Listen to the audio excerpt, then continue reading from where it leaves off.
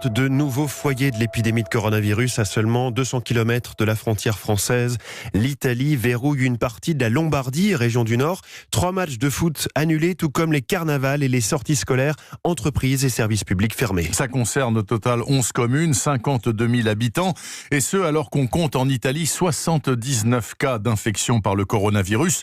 2 personnes âgées en sont mortes ces tout derniers jours. Et pour Europe 1, Nicolas Feldman nous décrit là-bas sur place la situation dans la petite ville de Codogno. Des rues désertes, des bars et des magasins fermés. D'après des récits sur place, Codogno avait hier soir des airs de ville fantôme. Tout juste quelques pharmacies et épiceries accessibles, comme l'explique cet habitant contacté dans la soirée. Tous les magasins sont fermés. On ne peut plus quitter la ville. Vous n'avez pas l'armée, mais des policiers dans les environs qui vérifient que l'on ne sort pas.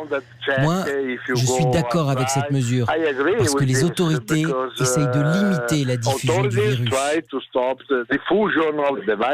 Pour endiguer sa propagation, comme Codogno, 9 autres villes des alentours sont placées elles aussi à l'isolement pour les 2 prochaines semaines.